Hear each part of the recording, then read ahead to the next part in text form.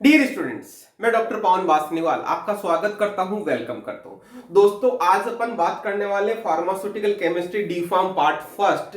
इसके कुछ important questions बता रहा हूं आपको एग्जाम के लिए, यूनिवर्सिटी एग्जाम के लिए। आपको थोड़ा सा ध्यान देके सुनना है। मैंने कुछ वीडियोस पहले भी डाल दिए हैं, उन चैप्टर्स के आप देखना, नहीं देखें तो, और हो सकता है वो क्वेश्चन 100% आपको एग्जाम में मिले और आपको आंसर कैसे करना वो भी मैंने बताया है।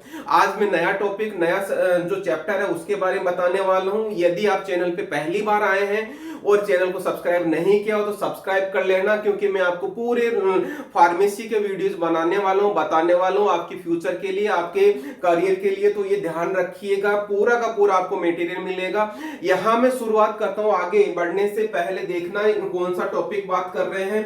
फार्मास्यूटिकल केमिस्ट्री फर्स्ट की बात कर रहे हैं, जो डी फार्म पार्ट फर्स्ट की बात करेंगे।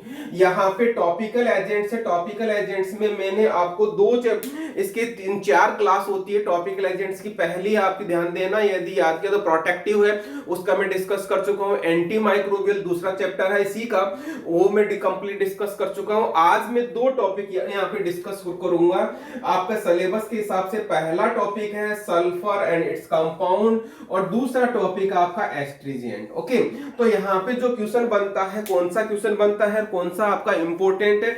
जब भी सल्फर की बात आती है तो आपको 3 कंपाउंड याद करने हैं दोस्तों। कौन सा?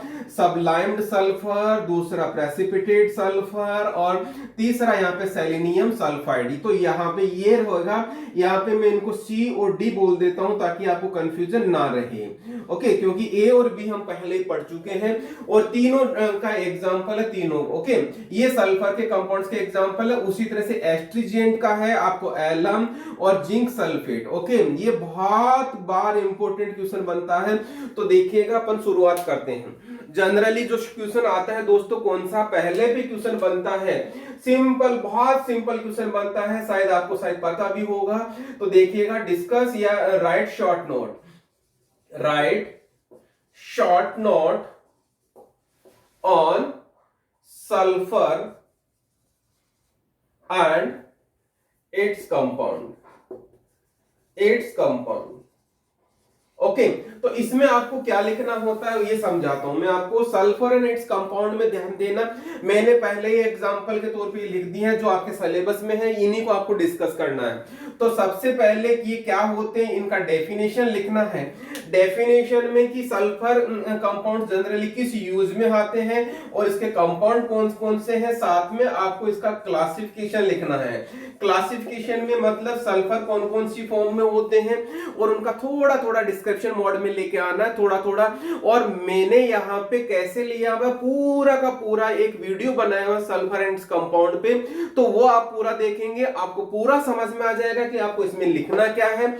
और उसके बाद में इसका यूजेज क्या होता है मेनली इस सल्फर और इस कंपाउंड में, तो यहाँ पे मैंने डिटेल यूजेज भी डिस्कस किया हुआ है और वो आपको पॉइंट वाइज लिखेंगे, आपका आंसर कंप्लीट हो जाएगा। डिस्क्रिप्शन बॉक्स में आपको लिंक दिया हुआ है, आप आराम से पढ़िएगा और समझिएगा ताकि आपको कोई दिक्कत ना हो। और उसके बाद में, इसके बाद में क्वेश्चन आपका जो बनता है दोस्तों, वो रहता है एस्ट्रीजेंट से रिलेटेड क्वेश्चन। लगभग हर बार क्वेश्चन आता है इन 3 वर्ड से जुड़ के। 3 वर्ड से कैसे क्वेश्चन बनता है देखना।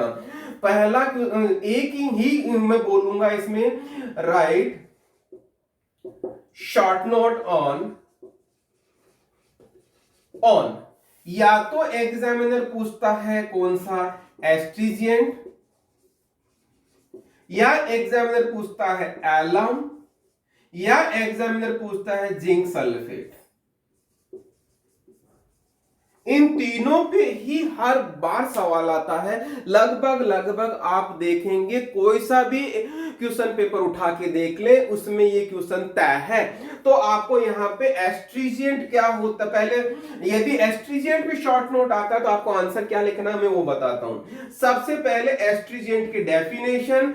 एस्ट्रीजेंट की डेफिनेशन शायद आपको पता होगा, प्रोटीन प्रेसिपिटेटिंग एजेंट को हम एस्ट्रीजेंट बोलते हैं। और फिर उसके बाद में आपको इसका क्लासिफिकेशन लिखना है क्लासिफिकेशन का मतलब इसमें कौन कौन से कंपाउंड्स होते हैं, एस्ट्रीजेंट के तौर पे हम उसको कौन कौन से कंपाउंड यूज करते हैं, और एस्ट्रीजेंट का फिर इसके यूजेज इसके बहुत अच्छे हैं और यूजेज आपको पॉइंट्स में एक्सप्लेन करने हैं और ये पॉइंट्स में एक्सप्लेन करते हुए लिखेंगे।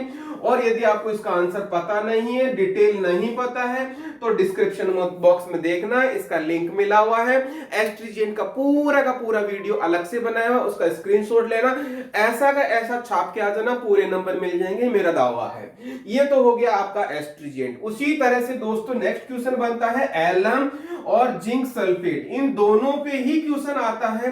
कहने का मतलब ये है, दोनों पे क्वेश्चन का मतलब है, दोनों पे क्वेश्चन ज्यादातर आया हुआ है, या तो एलम पे आता है या जिंक सल्फेट पे आता है। इन दोनों का आंसर आपको कैसे लिखना है, सबसे पहले इसका कोई सिनोनिम है वो लिखना है, उसके बाद में इसका फॉर्मूला लिखना है, फॉर्मूला के बाद में इसके बाद में इनकी फिजिकल एंड केमिकल प्रॉपर्टीज लिखनी है।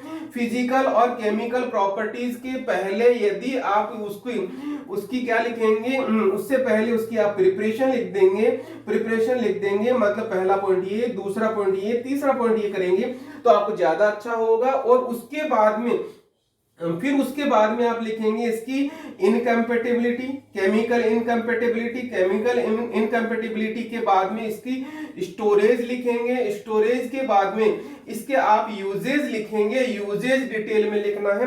दोनों को आपको ऐसे ही पॉइंट्स में डिस्क्राइब करना है दोस्तों। और यहाँ पे यदि आपको इनके बारे में और डिटेल कैसे लिखनी है वो भी आपको डिस्क्रिप्शन बॉक्स में लिंक मिल जाएगा, मतलब एलम और जिंक सल्फेट के बारे में पूरा का पूरा डिटेल मिल जाएगा, वहां जाके आप देखिएगा, पूरा का पूरा मैंने बताया हुआ है, समझाया हुआ है। यदि आप एक बार वीडियो देख लेंगे दोबारा आपको बुक पढ़ने की जरूरत नहीं पड़ेगी। और 100% मैं श्योर हूं एस्ट्रीजेंट, एलम या जिंक सल्फेट में 100% आपको कम से कम 5 नंबर का सवाल इन तीनों पॉइंट्स में से आपको कोई सा भी एक मिलेगा ही मिलेगा। ओके, सल्फर कंपाउंड्स में हो सकता है आपको नहीं मिले, लेकिन एस्ट्रीजेंट पे आपको श्योर मिलेगा। इस तरह से दोस्तों मैंने आपको दोनों टॉपिक्स के बारे में बता दिया, किसके, टॉपिकल एजेंट्स के दोनों टॉपिक्स, और टॉपिकल एजेंट्स के 2 प्रीवियस टॉपिक में पहले ही डिस्कस कर चुका हूं। इस तरह से टॉपिकल एजेंट्स के बारे में मैंने डिटेल बता दिया है दोस्तों। ये सारा का सारा कंप्लीट क्वेश्चन मैंने बता दिया है। और यहां पे एक चीज और बताऊं, यदि टॉपिकल एजेंट्स पे जनरल क्वेश्चन बनता है, जनरल क्वेश्चन कैसे बनता है, defined and classify topical agents with suitable examples, तो आपको चारों कैटेगरीज लिखनी है। कौन कौन सी, पहली प्रोटेक्टिव, दूसरी एंटी माइक्रोबियल, तीसरी आपको सल्फर एंड इट्स कंपाउंड, चौथी आपको एस्ट्रीजेंट, और इनका एग्जांपल लेते हुए पूरा का पूरा आपको डिस्क्रिप्टिव मोड में लेके जाना। ये वाला क्वेश्चन करीबन आपको 16 नंबर का मिल सकता है। तो यहाँ पे मतलब मैंने जो 4 चैप्टर बताए हैं, कौन कौन से, प्रोटेक्टिव, एंटी माइक्रोबियल और ये sulphur and its compound, astringent, ये चारों चैप्टर्स को आपको क्लब करना है। क्लब करके आपको आंसर लिखना है, तो आपका आंसर पूरा हो जाएगा।